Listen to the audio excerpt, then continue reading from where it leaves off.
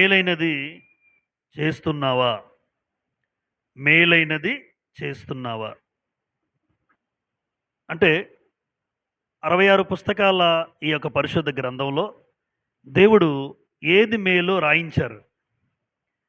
ఏది మేలో దేవుడు రాయించి ఉంచారు. మరి దేవుడు రాయించిన తర్వాత అది మేలు. మేలు అంటే చేస్తారా? చెయ్యరా? అది మనకు మేలు జరుగుతుంది అంటే ఖచ్చితంగా చేస్తాము.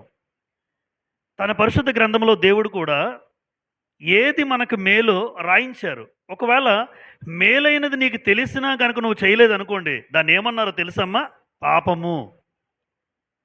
మేలేదో తెలిసిన తర్వాత కూడా అది చేయకపోతే పాపము.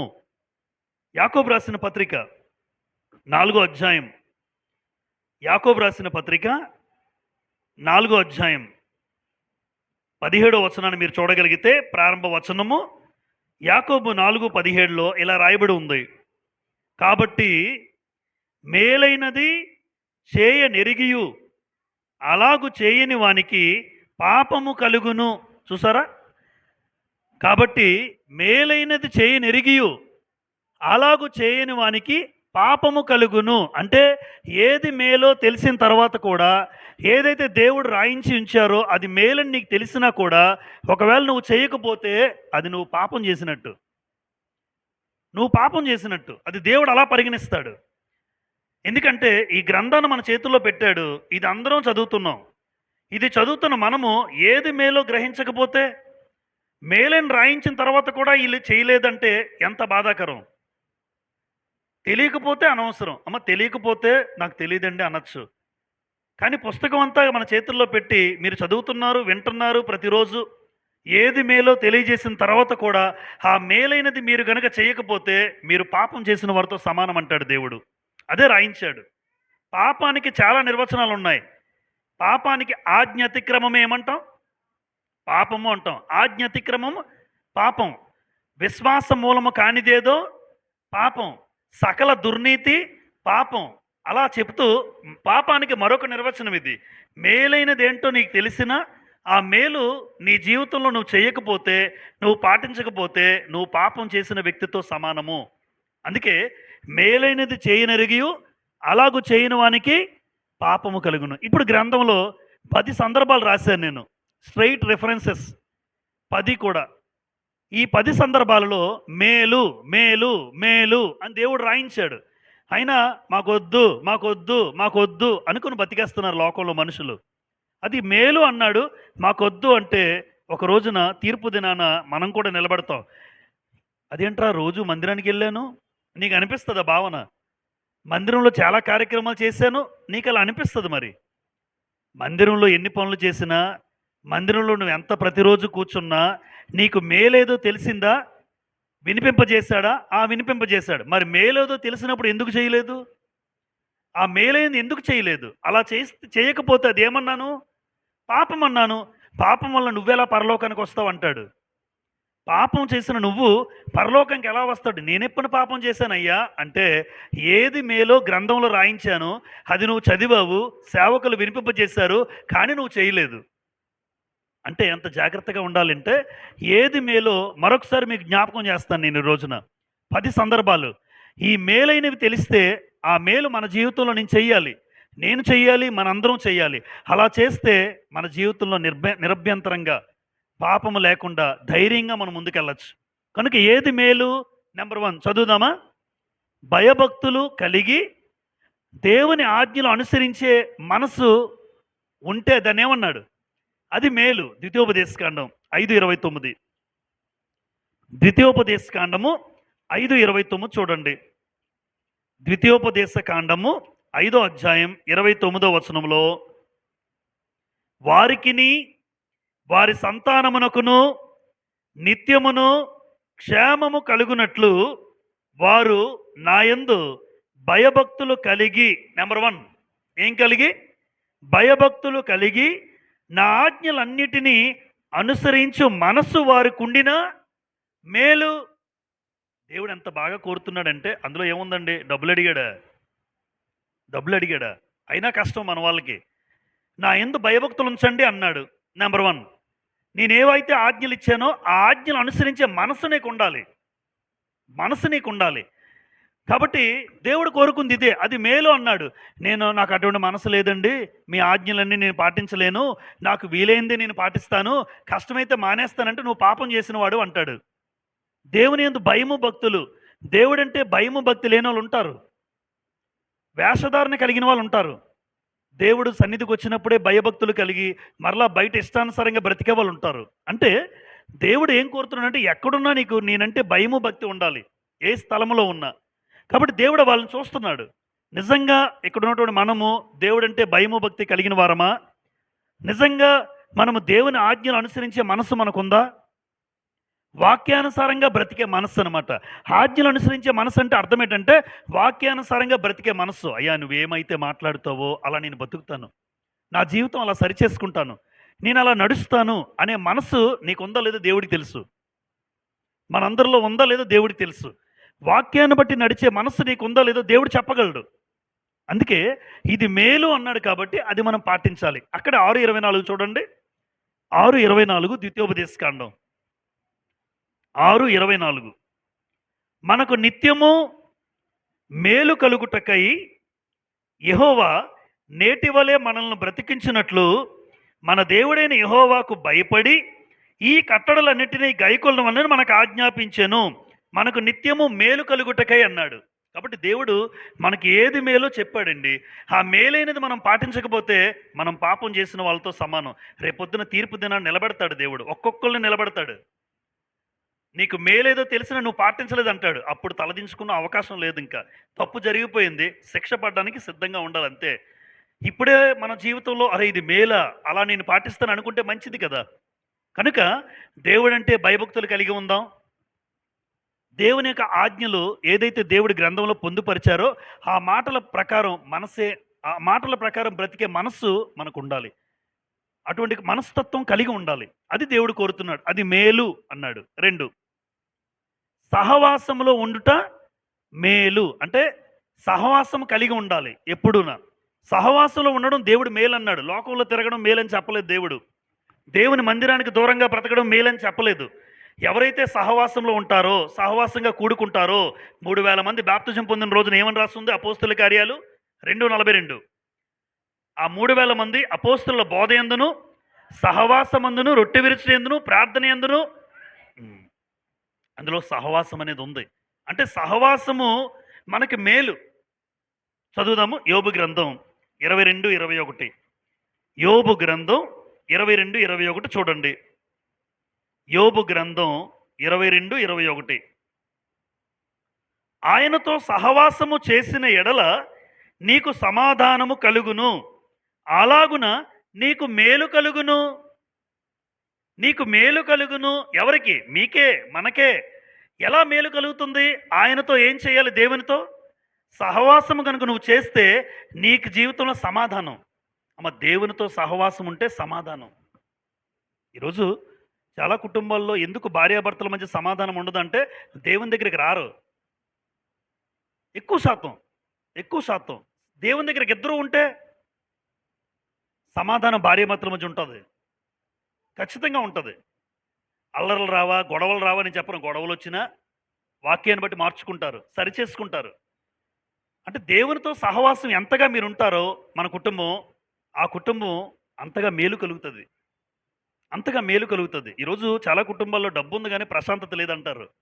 డబ్బుకు లోటు లేదు, ఇబ్బంది లేదు, కానీ ప్రశాంతత లేదు. ఎందుకు ప్రశాంతత? మనసుకు కలగాలి ప్రశాంతత.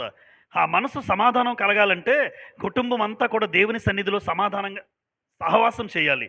అందుకే ఇక్కడ అన్నాడు, ఆయనతో సహవాసము చేస్తే నీకు సమాధానము, అలాగున నీకేం కలుగుతుంది?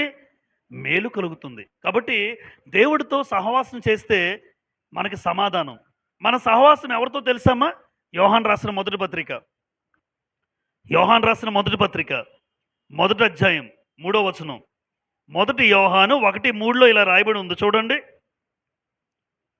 1 యోహాను 1:3 మాతో కూడా మీకును సహవాసము కలుగునట్లు మేము చూచిన దానిని వినిన దానిని మీకును తెలియజేయుచున్నాము. తర్వాత మన సహవాసమైతే తండ్రితో కూడాను ఆయన కుమారుడైన యేసుక్రీస్తుతో కూడాను ఉన్నది. అంటే మన సహవాసం ఎవరితో? ఇక్కడికొచ్చారంటే అమ్మ ఇక్కడ కూర్చున్నారంటే దేవునితో సహవాసం. ఆయన కుమారుడైన క్రీస్తుతో సహవాసం. మనం ప్రభువల్లో చెయ్యేసామంటే యేసు ప్రభు కూడా ప్రభువల్లో చెయ్యేస్తున్నారు ప్రతి ఆదివారం. ఆత్మ సంబంధంగా. ప్రభువు కూడా ప్రభువల్లో చెయ్యేస్తున్నారు. తెలుసా అది? చాలా మందికి తెలీదు. మనమే అనుకుంటున్నాం ఇక్కడ. నువ్వు తీసుకుంటున్నప్పుడే ప్రభు వల్ల ప్రభువు కూడా చేయేస్తున్నాడు మనతో కలిపి. లూకాసు వార్త 22లో ఉంటదది. ప్రభువు కూడా ప్రభు వల్ల చేయేస్తున్నాడు. మనం కూడా అందులో చెయ్యి వేస్తున్నాం. అంటే మన సహవాసం ఎవరితో? తండ్రితో ఉంది. ఆయన కుమారుడైన క్రీస్తుతో కూడా సహవాసం. ఆ సహవాసం గనక చేస్తే అది మేలన్నాడు. మనం ఏం చేస్తాం? సహవాసానికి రాము. సహవాసానికి దూరంగా ఉంటాం. కాబట్టి ఏది మేలు? ఎవరైతే ఆయనతో సహవాసం చేస్తారో అది మేలని చెప్పేశాడు. అయినా సరే మందిరానికి రావంటే? అయినా సరే దేవుని సన్నిధికి వస్తున్నారా? దేవునితో సహవాసం చేస్తున్నారా? మేలైనది తెలిసినా అలా చేయకపోతే ఏమవుతుంది? పాపం. రాసిస్తారు అది. అందులో ఎవరు మార్చడానికి అవకాశమే లేదు ఇంకా. మేలైనది చేయనెరిగియు మేలైనది ఏంటో నీకు తెలిసిన ఒకవేళ నువ్వు చేయకపోతే అది నీ జీవితంలో నువ్వు చేసే పాపం. అంతకు మించిన ఇంకా అవకాశం లేదు. అందుకే చాలామంది మనుషులు ఎత్తబడరు. క్రీస్తు రెండో రాకడలో ఎత్తబడరు.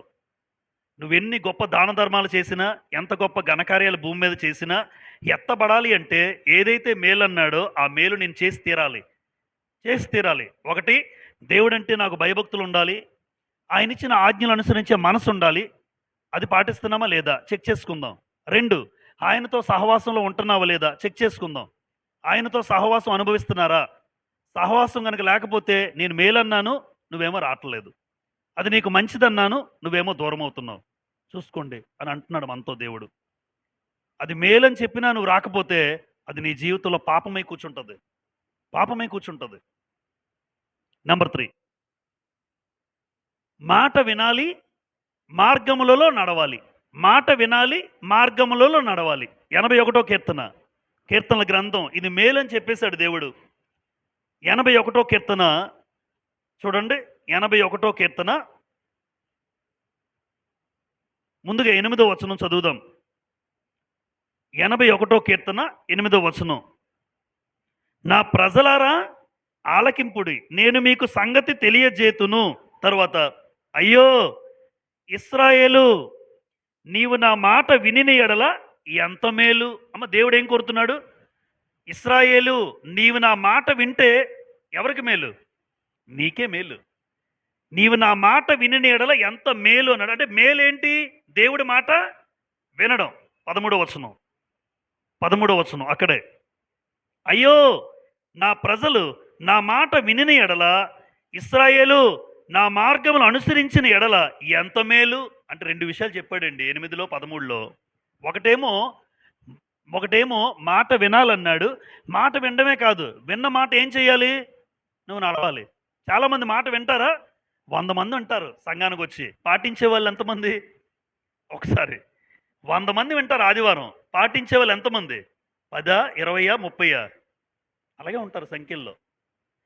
100 మంది వింటారు. మాట వినడం గొప్పతనం కాదు, ఆ మాట విన్న మాటకు ఎంతమంది ప్రవర్తిస్తున్నారు అది కదా కావాలి లెక్క. అందుకే 2 చెప్పాడు. ఎక్కడ మాట విని వదిలేస్తారేమోనని 81:8లో మాట వినాలన్నాడు. ఆ విన్న మాట ప్రకారం నువ్వు బ్రతకాలి, నడవాలన్నాడు. చూసారా? అంటే దేవుడి మాట వినాలి, ఆయన మార్గంలో నడవాలి. ఇర్మియా గ్రంథం 6:16. ఇర్మియా గ్రంథం 6:16. ఇర్మియా గ్రంథం 6:16. యెహోవా ఇలాగు సెలవిచ్చుచున్నాడు, మార్గములలో, అమ్మ చూడండి అందరూ, మార్గములలో నిలిచి చూడుడి, పురాతన మార్గముల గురించి విచారించుడి, మేలు కలుగు మార్గమేది అని అడిగి అందులో నడుచుకోండి. ఏమన్నారమ్మా? మేలు కలుగు మార్గమేది అని అడిగి అందులో నడుచుకోండి అన్నాడు. అప్పుడు మీకు నెమ్మది, అప్పుడు మీ కుటుంబాలకు నెమ్మది. అయ్యా ఏంటయ్యా మాకు మేలు అంటున్నాడు ఇశ్రాయేలుకి. మీరు ఇష్టానుసారంగా నడుచుకోవడం కాదు, మీకు ఏది మేలో అడగండి ప్రార్థనలో. అయ్యా మాకు ఏది మేలో మాకు తెలియజేయండి. మేలు కలుగు మార్గం ఏది అని అడిగితే అప్పుడు నేను తెలియజేస్తాను. ఆ మార్గంలో మీరు నడిస్తే మీ కుటుంబాలకు నెమ్మది, మీ కుటుంబాలకు మేలు అని అంటున్నాడు ఇర్మియా గారి ద్వారా. మేలు కలుగు మార్గం ఏది? యేసుప్రభు ఏమన్నామో యోహాను సువార్త 14:6లో, యేసు నేనే మార్గం, నేనే సత్యం, నేనే జీవం అన్నాడు. అంటే ఫస్ట్ మొట్టమొదటి ఏమన్నారు? నేనే మార్గం. అంటే ఏది మేలు కలిగిన మార్గం? క్రీస్తు. క్రైస్తవ్యం ఒక మార్గం. దీన్ని ఏం చేశారు లోకం? మతం. క్రైస్తవ్యం మతం చేసేశారు. కానీ ఎక్కడా కూడా క్రైస్తవ్యం మతమైతే కాదు. మతబోధ కాదు ఇది. గ్రంథంలో ఎక్కడ ఒక్క మాట కూడా మతం అని ఉండదు. క్రైస్తవ్యం ఒక మార్గం అని ఉంటుంది. ఇది ఒక మంచి మార్గం అంతే. కాబట్టి దేవుడి దగ్గరికి వచ్చినప్పుడు ఏది మేలు అంటే, నేను దేవుడి మాట వినడం మొదటి స్టెప్ ఇది. దేవుడి మాట విన్న ప్రకారం ఆ మార్గంలో నేనేమవ్వాలి? నడవాలి. అందుకే అంటాను, మేలు కలుగు మార్గం ఏదో మీరు అడిగిన తెలుసుకోండి. అప్పుడు మీకు ఏం జరుగుతుందంటే నెమ్మది. ఈరోజు కుటుంబంలో నెమ్మది లేకపోవడానికి బాధ, వేదన, అశాంతి, సమాధానం లేకుండా మన జీవితాలు ఎందుకు ఇలా అస్తవ్యస్తంగా తయారయ్యాయి అంటే, కుటుంబాల్లో ఏది మేలుకరమో తెలీదు, ఏది మంచిదో తెలీదు, ఏది మేలుకరం మార్గమో దేవుడు అంటున్నాడు. మేలుకరమైన మార్గాన్ని తెలుసుకోండి, అప్పుడు మీకు నెమ్మది కలుగుతుంది అని ఇశ్రాయేలుకి చెప్తున్నాడు. ఈరోజు మనకి చెప్తున్నాడు. మేలుకరమైన మార్గం క్రైస్తవ్యం. క్రైస్తవ్యానికి మించిన మేలుకరమైనది ఏముందో చెప్పండి? మోసం లేని జీవితం క్రైస్తవ్యం, అన్యాయం లేని జీవితం క్రైస్తవ్యం, అక్రమాలు లేని జీవితం క్రైస్తవ్యం, ఒకరికి మేలు చేసే జీవితం క్రైస్తవ్యం, ఒకరికి మంచి చేసే జీవితం క్రైస్తవ్యం. ఇలాంటి క్రైస్తవ్యానికి మించిన మంచి మార్గం ఏముంది? ఏదీ లేదు లోకంలో. అందుకే దేవుడు ఏది మేలు అన్నాడంటే, నా మాటలు మీరు వినండి, ఆ విన్న మాటల ప్రకారం మీరు నడవండి, ఇది మీకు మంచిది అంటున్నాడు. ఇది మేలు. నెంబర్ 4, ధర్మశాస్త్రము లేదంటే దేవుని వాక్యము. ధర్మశాస్త్రము దేవుని వాక్యము. 119వ కీర్తన, 119వ కీర్తన, కీర్తనల గ్రంథం 119వ కీర్తన, 119వ కీర్తన 72వ వచనం చూడండి. 119వ కీర్తన 72వ వచనం. వేల కొలది వెండి బంగారు నాణెముల కంటే నీవిచ్చిన ధర్మశాస్త్రము నాకు మేలు. బంగారము ధర్మ బైబిల్ పక్కన పెడితే మీరు ఏం తీసుకుంటారు? ఓపెన్గా చెప్పాలి. జనరల్గా మన మనస్తత్వం దేవుడికి తెలుసు. రెండు పెట్టారు మన ముందు వచ్చండి, రెండు పెట్టారు అంటే మనకు టెస్టింగ్ అనమాట. బైబిల్ పెట్టారు, పక్కనేమో కేజీ బంగారం పెట్టారండి. అక్కడ చూడండి, వేల కొలది వెండి బంగారు నాణెముల కంటే నీవిచ్చిన ధర్మశాస్త్రం నాకు మేలు అంటున్నాడు. అంటే ఈ బంగారం కంటే నాకు ఆ ధర్మశాస్త్రమే మేలు చేస్తుంది. ఎందుకంటే బంగారం పరలోకం ఇవ్వదు. నీతో పాటు బంగారం వేసుకుని మెడలో అక్కడే నాశనం అయిపోతారు, ఇక్కడే నాశనం అయిపోద్ది, ఇక్కడే మట్టిలో కలిసిపోద్ది అది కూడా. కానీ మరొక జీవితం ఇచ్చేది ఏదో తెలిసిపోయింది కీర్తనకారుడు. అందుకే కీర్తనకారుడు అంటున్నాడు, ఈ వెండి బంగారాల కంటే నీవిచ్చిన ధర్మశాస్త్రం నాకు మేలు. ఎంతమంది చదువుతున్నారు? అమ్మ, వాక్యం చదవడం మేలా? వాక్యం చదవడం మేలా? వాక్యం వినడం మేలా? ఎంతమంది చేస్తున్నారు?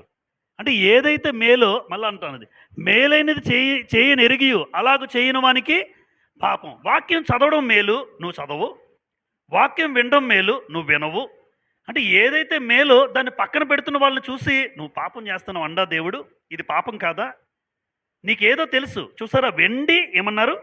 వేల కొలది వెండి బంగారు నాణ్యాల కంటే నీవిచ్చిన ధర్మశాస్త్రము నాకు మేలు. కీర్తనకారుడు ఎంత జ్ఞానోదయం అండి, ఎంత మనోనేత్రాలు వెలిగించబడ్డాయి. వెండి బంగారాల కంటే నాకు వాక్యమే కావాలంటున్నాడు. వాక్యమే నాకు మేలు. పేతురు రాసిన 2వ పత్రిక, అక్కడ కూడా దాదాపు మంచి మాట రాస్తారు పేతురు గారు. చూడండి, 2 పేతురు 1:19లో, 2 పేతురు 1:19లో ఈ మాట రాయబడి ఉంది. మరియు ఇంతకంటే స్థిరమైన ప్రవచన వాక్యం మనకున్నది. తెల్లవారి వేకువ చుక్క మీ హృదయములలో ఉదయించు వరకు ఆ వాక్యము చీకటి గల చోటున వెలిగిచ్చు దీపమైనట్టున్నది. దాని యందు మీరు లక్ష్యముంచిన ఎడల మీకు మేలు. అమ్మ, దేని యందు లక్ష్యముంచడం మేలు? వాక్యమందు. వాక్యమందు లక్ష్యముంచడం మనకి మేలు అన్నాడు. చూసారా? ఎందుకంటే ఆ వాక్యం చీకటి గల చోటు ఏం చేస్తుంది? లైట్ వేస్తే రాకముందు ఇక్కడ అంతా కూడా చీకటిగా ఉంది, వేసిన వెంటనే చీకటి ఏమైంది? చీకటి పోయింది. అంటే వెలుగు వచ్చేసరికి చీకటి పోయింది. వాక్యం వచ్చేసరికి నీలో ఉన్న చీకట్లు పోతాయి. నీలో ఉన్న చీకటి జబ్బులు లేదా చీకటి అలవాట్లు, నీలో ఉన్నటువంటి రహస్యమైనటువంటి దేవునికి వ్యతిరేకమైన బుద్ధులు, ఆ చీకటి గల చోటును వాక్యం ఏం చేస్తుంది? వెలిగిస్తుంది అంటున్నాడు. చూసారా? కాబట్టి వాక్యమందు లక్ష్యమిస్తే మనకేంటన్నాడు?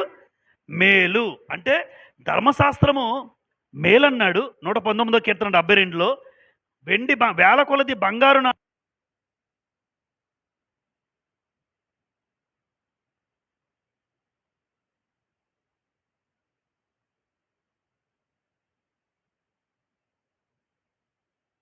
దేవుడు కోరుతున్నాడు.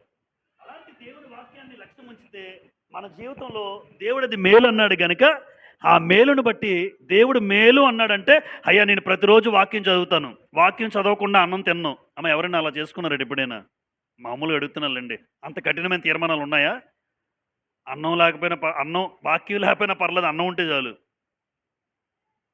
క్రైస్తవుడికి నేనేమంటానంటే వాక్యం చదవకుండా నేను అన్నం తిన్నాను, ప్రార్థన చేసుకోకుండా అన్నం తిన్నాను, అది కఠినమైన తీర్మానం. దేవుడు మెచ్చుకుంటాడు నిన్ను. తిండి గురించి అంటే చూడండి, అంటే అలాంటి పరిస్థితులు ఎందుకు రావట్లేదు క్రైస్తవ్యంలో నాకు అనిపిస్తుంటుంది. వాక్యం చదవకపోతే కనీసం ఒక గంటైనా రోజుకి చదవకపోతే, ఒక అరగంటైనా వాక్యం చదవకపోతే మనసు ఏం బాగుంటుంది, పీకుతుంది. మనసు పీక్కుపోవాలి. ఆ బాధ నీకు లేదంటే నీకు వాక్యం మీద ఆసక్తి లేదని అర్థం. నీకు వాక్యం అంటే ఆసక్తి లేదని అర్థం. ఏదైతే నాకు మేలన్నాడో ఆ వాక్యాన్ని నేను చదవాలి ప్రతిరోజు, ఆ వాక్యాన్ని నేను వినాలి ప్రతిరోజు, అది నాకు మేలు. మరి మేలేదో చెప్పాడు, కానీ మేలైంది పక్కన పెడితే పాపం కాదా? ఒక్కసారి ఆలోచించండి. ఒక మంచి తీర్మానం. దేవుడు నిన్ను ఇష్టపడాలి అంటే వాక్యం చదవకుండా అన్నం తినను, వాక్యం వినకుండా అన్నం తినను, ఒక మంచి తీర్మానాలండి ఇవి. తిండేముందండి, తిన్నది బయటికి వెళ్ళిపోతుంది. వాక్యం అలా బయటికి వెళ్ళదు, లోపల ఉంటుంది. ఈరోజు తిన్న మధ్యాహ్నం 3 గంటల తర్వాత బయటికి వెళ్ళిపోద్ది. బయటికి వెళ్ళిపోయి తిండి కోసం ఆతృత కలిగి ఉన్నారు మనుషులు. కానీ లోపల నీ జీవితంలో చీకటి బ్రతుకును వెలిగించే వాక్యం అంటే ఆసక్తి లేని మనుషులుగా ఈరోజు మనం మిగిలిపోతున్నాం అంటే ఆలోచించండి. చాలామంది రోజుకి ఎంతసేపు చదువుతున్నారు వాక్యం? మీ మీ మీ వ్యక్తిగత జీవితాలకు వదిలేస్తానులేండి. రోజుకి ఎంతసేపు మీరు చదవగలుగుతున్నారు వాక్యం? దేవుడు ఇక్కడ అందరినీ చూస్తున్నాడు నాతో పాటు. నేను ఎంతసేపు వాక్యానికి ఇస్తున్నానో దేవుడికి తెలుసు. మీరెంతసేపు వాక్యానికి ఇస్తున్నారో దేవుడికి తెలుసు. ఉద్యోగాలు పక్కన పెట్టండి, అందరూ చేస్తారు ఉద్యోగాలు. అది పెట్టుకొని మనం పక్కన మాట్లాడకూడదు. ఉద్యోగం ఉందండి, కష్టమండి అనకూడదు. అంత పెద్ద ఉద్యోగస్తులు ఎవరున్నారమ్మా? ఇక్కడ ఎవరు లేరు నాకు తెలిసి. కాబట్టి మన జీవితంలో నీకు ఏ స్థాయి ఇచ్చాడో ప్రతిరోజు వాక్యం చదవండి. వాక్యానికి ఒక సమయం కేటాయించుకోండి. ఎందుకంటే అది మేలన్నాడు. అది మేలంటే నేను పాటించి తీరాలి, నేను కూడా పాటించి తీరాలి, మనం అందరూ పాటించి తీరాలి.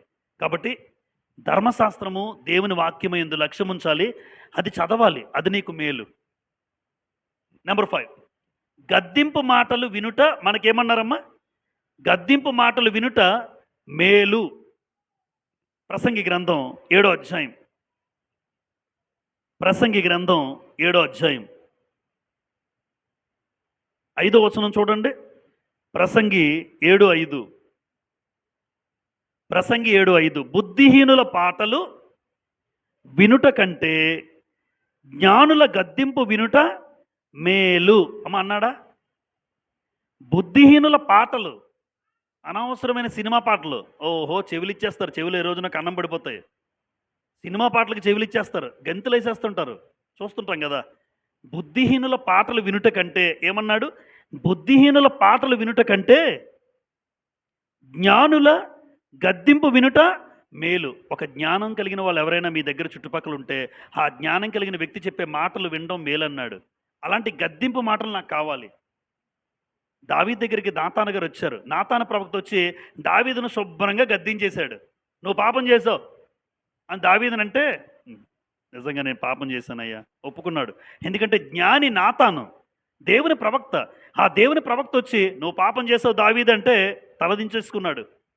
మళ్ళీ దావీదు ఒక కీర్తన రాశాడు, 141వ కీర్తన. ఆ 141వ కీర్తన 5వ వచనంలో అంటాడు, నీతిమంతులు నన్ను కొట్టుట నాకు ఉపకారము, వారు నన్ను గద్దించుట నాకు తైలాభిషేకం అంటాడు. దావీదు గారు రాశారు అది. ఇది దేన్ని గుర్తుపెట్టి రాశాడంటే నాతాను ఆ రోజు ఆయన్ని గసిరాడు, బాగా గద్దించాడు, గట్టిగా బుద్ధి చెప్పాడు దావీదుకి. అది బాగా గుర్తుండిపోయి కీర్తన రాశాడు దావీదు గారు. నీతిమంతులు నన్ను కొట్టినా పర్లేదు, ఒక దెబ్బేసినా పర్లేదండి, బాగా ఉన్నోడు చెప్తే తప్పు అనుకో. కానీ దెబ్బేస్తే ఊరుకుంటారు ఈ రోజున. గద్దిస్తేనే ఊరుకోలేకపోతుంది. తల్లిదండ్రులు గద్దిస్తేనే ఊరుకోరు, బయటోళ్ళు గద్దిస్తే ఊరుకుంటారా? కానీ దావీదు అలా అంటాడు కదా, నన్ను కొట్టినా పర్లేదు అంటున్నాడు. ఒక మంచి వాక్యంలో ఎదిగిన వ్యక్తి నాకు ఒక దెబ్బేసినా పర్వాలేదు. నన్ను గద్దించితే నాకు తల మీద నూనె పోసినట్టు అభిషేకించినట్టు ఉంటుంది అంటున్నాడు. అభిషేకం. వారు నన్ను గద్దించుట నాకు తైలాభిషేకం అంటాడు ఆయన. ఈరోజు ఎందుకు ఈ మాట అంటే, గద్దింపు మాటలు వినుట మేలు. ఒక జ్ఞాని, ఒక ప్రవక్త, ఒక సువార్తికుడు, దేవుని సేవకుడు ఎప్పుడైనా దేవుని మాటల చేత గద్దించినప్పుడు ఆ గద్దింపు మాటలకి మనం స్పందించాలి. అది నాకు మేలు అంటున్నాడు. సామెతల గ్రంథం ఒక మాట, సామెతల గ్రంథం 13:18 చూడండి ఒక మాట. సామెతలు 13:18. సామెతలు 13:18లో శిక్షను ఉపేక్షించు వానికి అవమానము దారిద్ర్యతలు ప్రాప్తించును, గద్దింపును లక్ష్య పెట్టువాడు ఘనత నొందును. దావీదు గారి ఘనత వచ్చిందా మా దావీదికి? ఎందుకు రాలేదు? ఇప్పుడు ఎవరైనా మీరు యోధారాజులు చెప్పారనుకోండి, యోధారాజులకి అందరికన్నా ఎవరు ప్రామాణికం? దావీదునే తీసుకుంటారు. ఏ రాజుని తీసుకున్నా ముందు ఎవరిని చెప్తారు? దావీదే. మీ పినతండ్రి అయిన దావీదును బట్టి అంటే దావీదు దేవునికి అంత ఇష్టంగా మారిపోయాడు. కారణం ఒకటే, ఎవరైతే అమ్మ మీరు కూడా మీ పిల్లలు కానీ తల్లిదండ్రులు ఎవరైనా గద్దించినప్పుడు ప్రేమతో స్వీకరించండి. తల్లిదండ్రులను కోపం పెట్టుకుంటే నీకేం మిగలదు. నీకు అవమానమే రేపు పొద్దున్న. గుర్తుపెట్టుకోండి అందరూ పిల్లలారా. అమ్మా నాన్నల మీద ఎవరైనా తిరగబడితే రేపు పొద్దున్న నీకు వచ్చి తలదించుకోవడమే. నీకు అవమానం, దరిద్రత తప్ప ఇంకోటి ఏమి ఉండదు. అది రాసేసాడు. శిక్షను ఎవరైతే ఉపేక్షిస్తారో అవమానం, దరిద్రత అన్నాడు. గద్దింపు మాటలు తల్లిదండ్రులు చెప్పినా, గద్దింపు మాటలు సేవకుడు చెప్పినా, ఆ గద్దింపు మాటలు నా జీవితంలో అనుసరిస్తే నాకు మేలు, నాకు ఘనత. దావీదుకి ఘనత వచ్చింది. ఘనత. నాకు కూడా దేవుని మాటలు నన్ను గద్దిస్తున్నప్పుడు ఆ మాటలు నేను హృదయపూర్వకంగా స్వీకరిస్తే నాకు దేవుడు ఘనత తీసుకొస్తాడు. ఆ మాటలు స్వీకరిస్తే. దయచేసి గద్దింపు మాటలు లక్ష్య పెట్టువాడు ఘనత నొందుతాడు. అంతేగాని ఎప్పుడైనా గద్దిస్తుంటే నన్నెందుకు తిడతావు అని ఎదురు తిరిగి సమాధానం చెప్పేవారిగా యవ్వన బిడ్డలు ఉండకండి. యవ్వన బిడ్డలు కోపం పెట్టుకోకండి. ఎందుకంటే గద్దింపు నీకు మేలు, నీకు నీ జీవితంలో అది మేలు. నెంబర్ 6, ప్రవర్తన స్థిరపడుట మేలు అన్నాడు. అంటే ప్రవర్తన స్థిరపడడం. ఒక వ్యక్తి ప్రవర్తన బట్టి మంచి పేరు వస్తుంది, అవునా కాదా అమ్మ? ఒక వ్యక్తి జీవితంలో ఆ వ్యక్తి ప్రవర్తన బట్టి ఆ వ్యక్తికి పేరు వస్తుంది. 119వ కీర్తన 5వ వచనం చదువుదాం. 119వ కీర్తన 5వ వచనం. 119వ కీర్తన 5వ వచనం. ఆహా, నీ కట్టడలను గైకొన్నట్లు నా ప్రవర్తన స్థిరపడి ఉండిన ఎంత మేలు. అంటే ప్రవర్తన స్థిరపడితే మేలు, ప్రవర్తన స్థిరపడితే మేలు అన్నాడు దేవుడు. కాబట్టి మన ప్రవర్తన స్థిరపడాలంటే మనకేముండాలి? వాక్యం ఉండాలి. అమ్మ, ఒక వ్యక్తి జీవితంలో ప్రవర్తన నా అంతటి నేను మార్చుకోలేను, మీ అంతటి మీరు మార్చుకోలేరు. వాక్యం ఉంటే మార్చుకుంటాం, అవునా? ఈరోజు మన జీవితంలో దేవుని పట్ల ఇలా బ్రతకాలి, ఇలాంటి మంచి నిర్ణయాలు తీసుకోవాలి, మంచిగా జీవించాలి, ఒకరికి మేలు చేయాలి, ఒకరికి సహాయం చేయాలి. ఈ బుద్ధి ఎలా వచ్చింది? నాకైతే రాదు. నాకైతే సొంతంగా నాకు రాదు. దేవుడు చెప్పాడు కనుక అలా చేస్తే మంచిదన్నాడు కనుక నేను నేర్చుకున్నాను. అంతేగాని ఒకరికి ఒక 100 రూపాయలు ఇవ్వడం నాకు చేత కాదు, ఒకరికి ఒక 1000 రూపాయలు ఇవ్వడం నాకు చేత కాదు. కానీ నీ పొరుగువాడు ఆపదలో ఉంటే సహాయం చెయ్యు అన్న దేవుడి మాట ఎప్పుడైతే విన్నామో, ఎదుటివాడికి సహాయం చేయడం దేవుడు చెప్పాడు. ఆ మాటను బట్టి నా ప్రవర్తన స్థిరపరచుకున్నాం. దేవుని మాటలు లేకపోతే ఎవరి జీవితంలో ఎవరి ప్రవర్తన మార్చుకోలేరు. అందుకే 119వ కీర్తనలోనే 9వ వచనంలో ఇలా రాయబడి ఉంది. 119:9. యవ్వనస్తులు దేని చేత తమ నడత శుద్ధిపరచుకుందురు? నీ వాక్యమును బట్టి దానిని జాగ్రత్తగా చూచుకునుడు చేతనే కదా. అంటే వాక్యం లేకపోతే యవ్వన జీవితాలు మారరు. వాక్యం లేకపోతే యవ్వనస్తుడు మారడు. యవ్వనస్తులు తమ నడత, తమ ప్రవర్తన, తమ మాట తీరు మార్చుకోవాలి, దేవునికి ఇష్టంగా ఉండాలి అంటే, అయ్యా నీ వాక్యమును బట్టి దాన్ని జాగ్రత్తగా చూచుకునుట చేతనే కదా అన్నాడు. దేవుని వాక్యమే మన జీవితంలో నా ప్రవర్తన మారుస్తుంది. ఒక మంచి చూపు, ఒక మంచి మాట, ఒక మంచి జీవితం. అపోస్తల కార్యాల్లో 16:2లో తిమోతి అని ఆయన ఉన్నాడు. ఆయనకి ఏ పేరు ఉందని చెప్పారు చాలాసార్లు? అపోస్తల 16:2లో లుస్త్రా, ఈకోనియా అనే పట్టణాలు, 2 పట్టణాలు అవి. లుస్త్రా, ఈకోనియా, ఈ 2 పట్టణాల్లో తిమోతికి ఏం పేరుంది? ఎలా వచ్చింది అంటే దేవుని వాక్యాన్ని బట్టి తిమోతికి ఆ పేరు వచ్చింది. ఈరోజు ఇక్కడ ఉన్నారు కదా, ఎంతమంది యవనస్తులు ఉన్నారో మీరు చూడండి. మన జీవితాల్లో నువ్వెంతగా వాక్యానికి ఎడిక్ట్ అవుతావో నీకు మంచి పేరు వస్తుంది. అందరి దగ్గర నీకు మంచి పేరు ఉంటుంది. ఎవరైనా నీ గురించి గొప్పగానే చెప్తారు, వాక్యాన్ని బట్టే. వాక్యాన్ని బట్టే ఈరోజు మీరైనా నేనైనా నాకున్న ఉద్యోగం బట్టి నేను ఎవరికి తెలీదు. మహా అయితే నా నా చెప్తాను కదా, స్కూల్ దగ్గర తెలుసు అంతే. వాక్యాన్ని బట్టి నా పేరు. వాక్యమే ఘనత తీసుకురావాలి మనిషికి. వాక్యం బట్టి ప్రవర్తన మార్చుకుంటే నీ పేరు చెప్పుకుంటారు చాలామంది. యవన జీవితాలు కూడా, ఒక సంఘములో ఉన్న యవన బిడ్డల జీవితాలు ఒక పేరు నేను చెప్పాలంటే ఆ వ్యక్తి ముందు ప్రవర్తన చూస్తాను నేను. ఒక ప్రవర్తన చూసి ఆ మంచి అమ్మాయి అనగలను, ఒక మంచి అబ్బాయి అనగలను. ఎవరి గురించి చెప్పగలను చెప్పండి ఈ రోజున?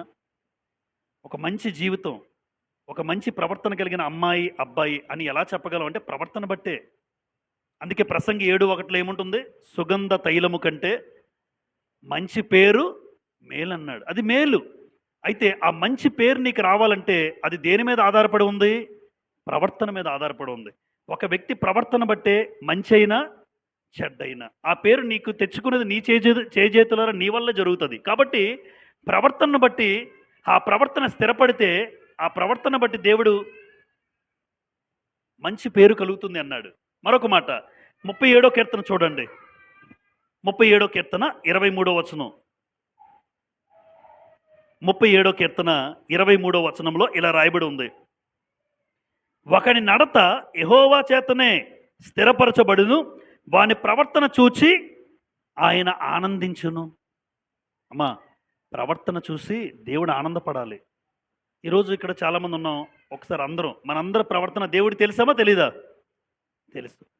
మనందరి ప్రవర్తన దేవుడికి తెలుసు. ఇప్పుడు నీ ప్రవర్తన చూసి దేవుడు ఆనందపడతాడా, దుఃఖపడుతున్నాడా? ఒక్కసారి సంఘానికి వచ్చినప్పుడు నీ ప్రవర్తన గురించి చెప్పట్లే. ఎక్కడున్నా, ఇంట్లో ఉన్నప్పుడు తల్లిదండ్రుల దగ్గర నువ్వు ఎలా ప్రవర్తిస్తున్నావు, సమాజంలోకి వెళ్ళినప్పుడు అక్కడ నువ్వు ఎలా ప్రవర్తిస్తున్నావు, స్నేహితుల దగ్గర నీ ప్రవర్తన ఎలా ఉంది. కాబట్టి ఈ ప్రవర్తన అంతా చూసిన దేవుడు, ఒకరిని ప్రవర్తన చూసి దేవుడు ఆనందపడతాడు. ఈరోజు నా ప్రవర్తన దేవుడికి ఆనందమేనా? నా ప్రవర్తన దేవుడు ఆనందిస్తున్నాడా? ఒక్కసారి. ఎందుకంటే ప్రవర్తన స్థిరపడడం దేవుడు మేలన్నాడు. కాబట్టి నా ప్రవర్తన మార్చుకోవాలి. ఆ ప్రవర్తన మార్చుకోవాలంటే కేవలం వాక్యాన్ని బట్టి మాత్రమే మార్చుకోగలను. ప్రవర్తన బట్టే నీకు మంచి పేరు వస్తుంది. నెంబర్ 7, కాడి మోయుట నరునికి ఏమన్నాడు? విలాపవాక్యాలు 3:27. విలాపవాక్యాలు 3:27లో ఇలా రాయబడి ఉంది. విలాపవాక్యములో 3:27లో యవ్వన కాలమున కాడి మోయుట నరునికి మేలు, అతని మీద దానిని మోపినవాడు యెహోవాయే. అమ్మ, యవ్వన కాలమున కాడి మోయుట ఏం మేలు? నరునికి మేలు. కాడి అన్నాడు. చాలామంది ఏం మోస్తున్నారు చెప్పాను నేను. లేడిని మోస్తారంటే బైక్ మీద అమ్మాయి ఉండాలి మా వాడికి. యవ్వనస్తులంటే వెనకాతలో ఒక అమ్మాయి కూర్చుంటే వీడికి దాని పెద్ద ప్రెస్టేజ్ ఇష్యూ. ఈరోజు యవ్వనస్తులకి బండి ఉందంటే వెనకాతల అమ్మాయి కూర్చోవాలి, సిగ్గు ఉండాలి. రేపు పొద్దున్న ఎవరైనా విన్న వాళ్ళకి నిజమే. బండి ఉంటే వెనకాతల అమ్మాయి, అంటే అమ్మాయిని మోస్తున్నాడు తప్ప లేడి. కాడి మొయ్యరా బాబు, అది నీకు మేలంటే లేదు లేడిని మోస్తాను అంటున్నాడు. మొయ్యి అయితే మొయ్యు, రేపు పొద్దున్న ఎంత భయంకర జీవితాన్ని అనుభవిస్తావో దేవుడు చెప్పేశాడు. ఆయన కాడి మోయాలి. ఆ కాడి మోస్తే నీకు మేలన్నాడు యవనస్తులారా. అంతేగాని రకరకాలుగా భారాలు మోస్తే అది నీ జీవితంలో మేలైతే కాదు. మత్తయి సువార్త 11వ అధ్యాయం ఆ కాడి గురించి మాట్లాడుతూ యేసుప్రభు చెప్తారు. ఆయన కాడి ఎలా ఉంటుందో చెప్తాడు. అంటే యవ్వన కాలమున కాడి మోయుట నరునికి మేలన్నాడు కదా, ఆ కాడి ఎలా ఉంటుంది? 11:29లో నేను సాత్వికుడను దీన మనస్సు గలవాడును గనుక మీ మీద నా కాడి ఎత్తుకొని నా యొద్ద నేర్చుకోండి. అమ్మ, కాడి అంటే అర్థం ఏంటి?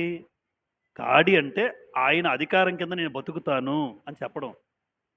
కాడి అంటే యేసుప్రభు ఏదైతే ఈ లోకానికి వచ్చారో ఎలా బ్రతకండి అని చెప్పాడో, నీ భారాన్ని నేను ఇలా బతుకుతానయ్యా, నువ్వు చెప్పినట్టు నేను జీవిస్తాను, అది నా భారం వేసుకోవడం. అంటే ఇంతవరకు నేను ఏదేదో మోస్తాను, నా ఇష్టానుసారంగా బతికాను, ఇక మీద అలా బతకను. నీ కాడి నా మీద వేసుకున్నానంటే చచ్చినంత వరకు కూడా ఆ కాడి వేసుకుని బతుకుతాను. నువ్వేదైతే చెప్పావో అది చేస్తాను. అది ఆ కాడి మోయడం. ఆయన కాడి ఏమన్నాడు చూడండి 30వ వచనంలో, నా కాడి సులువుగాను నా భారము తేలికగాను ఉన్నవి. నా కాడేం పెద్ద కష్టమేం కాదు. ఎందుకంటే భయంకరంగా మిమ్మల్ని ఏదో బరువు పెట్టడం కాదు.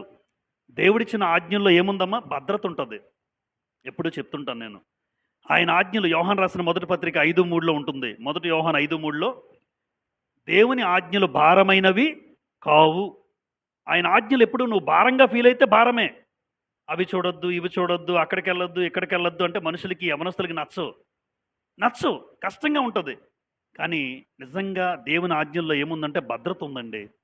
అందుకే యవ్వన కాలమున కాడి మోయడం నరునికి మేలన్నాడు. అది యెహోవాయే మోపుతాడు. ఎంతమంది స్వీకరిస్తారు చెప్పండి దాన్ని? చాలా తక్కువ మంది తీసుకుంటారండి. దేవుని కాడి నేను మొయ్యాలి.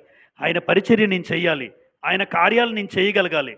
ఆయన భారం నా మీద ఏసుకోవాలి. ఈ లోకంలో ఒక యవ్వన జీవితం జీవించాలి. ఎందుకంటే ముసలోడు చేసే సేవ కన్నా యవ్వనస్తుడు చేసే సేవ ఎలా ఉంటుందో మీకు తెలుసు. యవ్వన కాలాన్ని కోరుకున్నాడు దేవుడు. తిమోతి కాడి మోసాడా? తిమోతి యవ్వన కాలమున కాడి మోసాడు.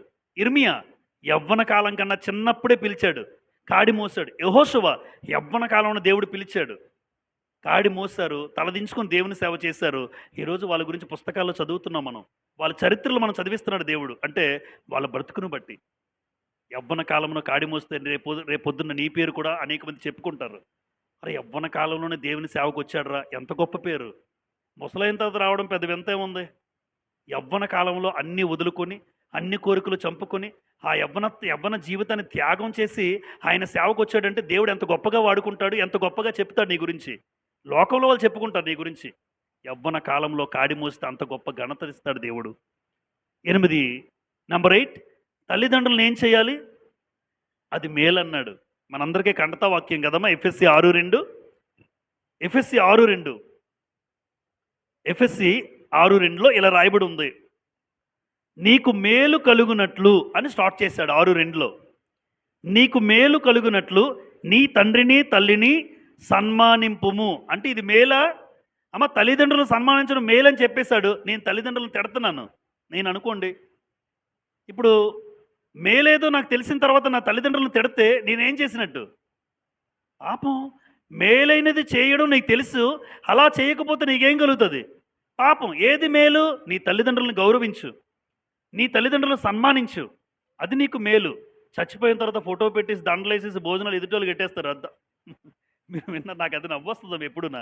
బతుకున్నప్పుడు తల్లికి ఒక ముద్ద అన్నం పెట్టలేదురా బాబు నువ్వు, చచ్చిన తర్వాత ఊరందరికీ భోజనం పెడతాడు. ఇదేం భోజనం నాకు అర్థం కాలే. వాళ్ళు బాగా తిని వెళ్ళిపోతారు. బ్రదర్ భలే పెట్టారండి భోజనం మీరు. బతుకున్నప్పుడు మీ అమ్మకి ఎప్పుడు నాన్న ముద్దం పెట్టారు బాబు, మళ్ళీ వాళ్ళే అంటారు అరే బతుకున్నప్పుడు ఎట్లా కానీ ఊరందరికి పెట్టాడు రేడు. అది కూడా మాట్లాడుకుని వెళ్ళిపోతారు నీ గురించి. అలాంటి వాళ్ళు చాలామంది ఉన్నారు. ఎందుకంటే అమ్మ నాన్నలు చనిపోయినప్పుడు మాత్రం ఫోటోకి వేలెట్టి ఆ దండ వేసేసి ఊరందరికీ భోజనం పెట్టేసి ఈ సంబరాలు చేసేసుకుంటాడు. బాగా పెట్టారు భోజనాలు ఎలాగున్నాయండి? సిగ్గుండాలరా బాబు నీకు. బతుకున్నప్పుడు ఆ తల్లిదండ్రులకు ఒక ముద్దెట్టు, ఊరోళ్ళకి అన్నం పెట్టడం తర్వాత విషయం. ముందు బతుకున్నప్పుడు తల్లిదండ్రులకు ఒక ముద్ద అన్నం పెట్టు, అది గొప్పగా చెప్పుకుంటారు. అరే చచ్చిపోయినంత వరకు తల్లికి తండ్రికి ముద్ద వేసాడురా, అది చాలదా? ఊరోళ్ళందరికీ ఏంటి? చచ్చిన తర్వాత పెడతావా ఎన్ని డిష్లు ఎన్ని వెరైటీలు అనుకుని. కొంతమంది తల్లిదండ్రులను సన్మానిస్తే దేవుడు నాకు మేలు అన్నాడు. చచ్చినంత వరకు కూడా ఎంత కష్టమైనా ఆ తల్లిని తండ్రిని గౌరవించుకుంటూ వెళ్ళిపోవాలి. దేవుడు అది మేలు అన్నాడు. మేలైనది నేను చెయ్యాలి, చెయ్యకపోతే నేను పాపం చేసినవాడిని. ఈరోజు ఎంతమంది అండి తల్లిదండ్రుల మీద తిరుగుబాటు, తల్లిదండ్రుల మీద ఎదురు సమాధానాలు. అమ్మ వినండి, అమ్మా వినండి.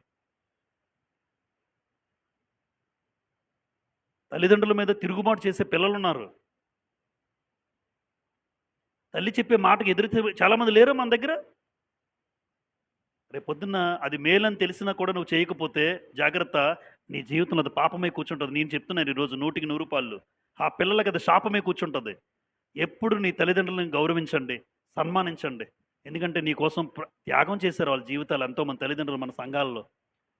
ఆ తండ్రి త్యాగం, ఆ తండ్రి కష్టం, ఆ తల్లి త్యాగం, రెక్కలు ముక్కలు చేసుకుని కష్టపడుతుంటే నువ్వేమో హ్యాపీగా వాళ్ళ మీద తిరుగుబాటు చేసుకుని సెటైర్లు వేసుకుని అమ్మా నాన్నల మీద చులకనగా మాట్లాడుతూ ఉన్నావంటే పుట్టగతులు ఉండవు, వాళ్ళకి పుట్టగతులు ఉండవు అంటున్నాను ఈరోజు నేను. నంబర్ 9 దీనులతో పొత్తు చేయుట అన్నాడు. దీనులతో పొత్తు. అమ్మ పొత్తు అంటే సహవాసం లేదా స్నేహం. పొత్తు చూడండి, రాజకీయంగా కొంతమంది పొత్తులు పెట్టుకుంటారు, పార్టీలు బట్టి మారిపోతూ ఉంటారు. అంటే పొత్తు అంటే వాళ్ళతో ఆ పార్టీలతో కలిసిపోతారు. మనకి 3 పార్టీలు కలిసిపోయారు రకరకాలుగా. అంటే వాళ్ళు ముగ్గురు కూడా పొత్తు పెట్టుకున్నారు అనమాట. ఇప్పుడు ఏకాభిప్రాయంగా ముగ్గురు కలిసి పరిపాలన చేస్తుంటారు. ఇప్పుడు దేవుడు ఎవరితో మనకు పొత్తు అన్నాడు? దీనులతో పొత్తు చేయుట మేలు. సామెతల గ్రంథం 16:19లో ఈ మాట రాయబడి ఉంది చూడండి. సామెతలు 16:19లో ఈ మాట మనం చూడగలం. సామెతలు 16:19లో ఈ మాట మనం చదువుదాం. గర్విష్ఠులతో దోపుడు సొమ్ము పంచుకొనుట కంటే దేన మనస్సు కలిగి, చూడండి 2 లైను, దేన మనస్సు కలిగి దీనులతో పొత్తు చేయుట మేలు. దీనులతో పొత్తు చేయుట మేలు అంటే దేవుడు ఏం చెప్పారు అంటే, మీరు ఎప్పుడైనా ఎవరితో సహవాసం చేసినా ఆ వ్యక్తి దీనత్వం కలిగిన వాడు ఉన్నాడో కాదో చూసుకోండి. ఎందుకంటే గర్విష్ఠుతో నేను పొత్తు చేస్తే నాకు గర్వం వస్తుంది, నాకు అహంకారం వస్తుంది. కాబట్టి నువ్వు ఎవరితో సహవాసం చేస్తున్నావు, వాళ్ళు తగ్గించుకునే మనస్తత్వం కలిగిన వాళ్ళేనా? అవునండి, ఆ సహోదరి చాలా తగ్గింపు గుణం కలిగిన వ్యక్తి, ఆ సహోదరుడు చాలా దీనత్వం కలిగిన వాడు. అంటే దీనులతో పొత్తు చేస్తే నీకు మేలన్నాడు. అది తెలిసిన తర్వాత, ఆ మాట చదివిన తర్వాత, నేను అహంకారులతో స్నేహం చేస్తాను అనుకోండి, కొంతమందికి హెడ్ స్ట్రాంగ్ అంటారు. ఆ అమ్మాయికి తలపొగర్రా బాబు. కొంతమంది ఆ అమ్మాయి ఎందుకంటే ఏది మాట్లాడి తలపొగరుగా మాట్లాడుతుంది, చాలా గీరగా ఉంటుంది అమ్మాయి సమాధానాలు. అంటే అమ్మాయికి తలపొగరు ఎక్కువ అనమాట. అలాంటి వాళ్ళతో తిరిగితే నాకు తలపొగరు వస్తుంది, చూసుకోవాలి. తగ్గింపు మనస్తత్వం కలిగిన వాళ్ళు ఎవరున్నారో వాళ్ళతో పొత్తు చేయటం మేలన్నాడు. ఎందుకు అంటే మత్తయి సువార్త 5:3లో యేసుప్రభు కొండ మీద ప్రసంగం చెప్తూ, ఆత్మ విషయమై దీనులైన వారు ధన్యులు, పరలోక రాజ్యము అంటే పరలోక రాజ్యం వెళ్ళేది ఎవరు? దీనులు, దీనత్వం కలిగిన వారు, తగ్గింపు మనస్తత్వం కలిగిన వారే పరలోకానికి అర్హులు. అహంకారం కలిగిన వాడు, గర్విష్టి, ఎప్పుడు కూడా పరలోకానికి అర్హత లేనివాడు. అంటే నేను చేసే సహవాసం కూడా అతను వ్యక్తిత్వం చూసుకొని అతను తగ్గింపు గుణం కలిగిన వాడా, గర్విష్ట, పాపిష్టి కార్యాలు చేసినవాడు, లోక సంబంధంగా తిరిగేవాడు. మనం ఆలోచించాలి. విశ్వాసికి అవిశ్వాసితో ఏమన్నాడు? పాలు ఎక్కడిది, చీకటికి వెలుగుతో ఏమి పొత్తు, అంటే మాటలు అనేక సందర్భాలు. కాబట్టి మనం చేసే సహవాసం కూడా దీనులతో పొత్తు చేయమని దేవుడు కోరుతున్నాడు. యాకోబు రాసిన పత్రిక 4:10లో, యాకోబు 4:10లో ఇలా రాయబడి ఉంది చూడండి. యాకోబు రాసిన పత్రిక 4:10లో, ప్రభువు దృష్టికి మిమ్మల్ని మీరు తగ్గించుకొనుడి అన్నాడు చూసారా. 4:10 యాకోబు, ప్రభువు దృష్టికి మిమ్మల్ని మీరు తగ్గించుకొనుడి, అప్పుడు ఆయన మిమ్మను హెచ్చించును. దేవుని దృష్టికి నన్ను నేను తగ్గించుకోవాలి. అలాంటి తగ్గింపు మనస్తత్వం నాకు ఉండాలి. ఒకవేళ లేకపోతే దయచేసి నాకు ఆ మనస్తత్వం దయచేయనని ప్రార్థన చేస్తాం. దయచేసి నాకు తగ్గించుకున్న గుణం కావాలి, హెచ్చించుకున్న మనస్తత్వం వద్దు, గొప్పలు చెప్పుకునే మనస్తత్వం వద్దు. నన్ను నేను తగ్గించుకుంటూ ఈ లోకంలో ముందుకెళ్ళాలి. నా మనస్తత్వం ఎప్పుడు కూడా లోబడే తత్వం కలిగి ఉండాలని మనం కోరుకోవాలి దేవుడి దగ్గర. ఎందుకంటే దేవుడు కోరుకునేది దీనులను మాత్రమే. దీనులతో పొత్తు చేయమన్నాడు. చివరగా ఐక్యత కలిగి ఉండడం మేలు. 133వ కీర్తన 1వ వచనం, రైట్. సహోదరులు ఐక్యత కలిగి నివసించుట ఎంత మేలు, ఎంత మనోహరం. అంటే సహోదరులు అనబడిన సంఘమంతా కూడా ఎప్పుడు కూడా ఐక్యత కలిగి ఉండాలి. ఐక్యత కలిగిన కుటుంబాలే ఐక్యత కలిగిన సంఘాన్ని ఏర్పాటు చేస్తాయి. మనందరం కూడా సంఘానికి వచ్చిన కొన్ని కుటుంబాలమే కదా. ఏ కుటుంబంలో అయితే ఐక్యత ఉందో ఆ ఐక్యత కలిగిన కుటుంబాలు ఐక్యత కలిగిన సంఘంగా ఉంటాయి. కుటుంబంలోనే ఐక్యత లేకపోతే ఐక్యత కలిగిన సంఘాలు ఉండవు. కుటుంబము ఐక్యతగా ఉంటే ఎంత బాగుంటుంది చూడండి. అందరూ ఒకే మాట, ఆ తండ్రి ఏం చెప్తాడో భార్య బిడ్డలు అదే చేస్తారండి. ఐక్యత. ఇప్పుడు తండ్రి చెప్పేది ఒకటి, కొడుకు చెప్పేది ఒకటే. నాన్న నేను చేయను, నాన్న, అమ్మ నాకు ఇష్టం లేదమ్మా, అలా అంటే ఏముందో చెప్పండి. అక్కడే కుటుంబమే సరిగ్గా లేదు, ఇంకా సంఘంలో వాళ్ళు వస్తే ఎక్కడ ఐక్యత ఉంటుంది? కుటుంబాలు ఐక్యతగా ఉంటేనే సంఘము ఐక్యతగా ఉండేది. అందుకే ఐక్యత అన్న మాటకు అర్థం ఏంటంటే ఏకభావం, ఏక తాత్పర్యం, ఏక మనస్సు, తీసుకున్న నిర్ణయాలకు కట్టుబడి. మా నాన్న చెప్పింది రైట్, చచ్చినట్టు ఆ తల్లి బిడ్డలు అందరూ చేసుకుంటూ వెళ్ళిపోవాలి. ఆ వాక్యం తెలిసిన భర్త, వాక్యం తెలిసిన భార్య, వాళ్ళు చెప్తున్న మాటలు దేవుని వాక్యాన్ని బట్టి అయితే ఆ మాటలకు మనం కట్టుబడి అనుసరించాలి. ఒకవేళ భర్తకు తెలియకపోతే భార్య చెప్పుండొచ్చు, భార్యకు వాక్యం తెలిసి ఉండొచ్చు, భర్తకు రాకపోవచ్చు. అప్పుడు భార్య చెప్పిందని తక్కువ అంచనా వేయకుండా ఆ భార్య చెప్పిన మాట దేవుని మాటే కదా, దేవుడు చెప్పిందే కనుక నేను అంగీకరించాలి. ఎందుకంటే నాకు వాక్యం రాదు. అలా భర్త చెప్పినా భార్య తెలుసుకోవాలి, భార్య చెప్పినా భర్త తెలుసుకోవాలి. వారి మధ్య ఏకాభిప్రాయం దేవుని వాక్యాన్ని బట్టి అయి ఉండాలి. అంతేగాని నేను చెప్పిందే జరగాలని నేను ఉండకూడదు, తను చెప్పిందే జరగాలని ఆవిడకు ఉండకూడదు. ఇద్దరూ కలిసి అది దేవుని వాక్యమా కాదా, దేవుని వాక్యం అలా చెప్తుందా లేదా, దానికి తల వంచాలి. ఆ కుటుంబం ఐక్యతగా ఉంటుంది, ఆ సంఘం ఐక్యతగా ఉంటుంది.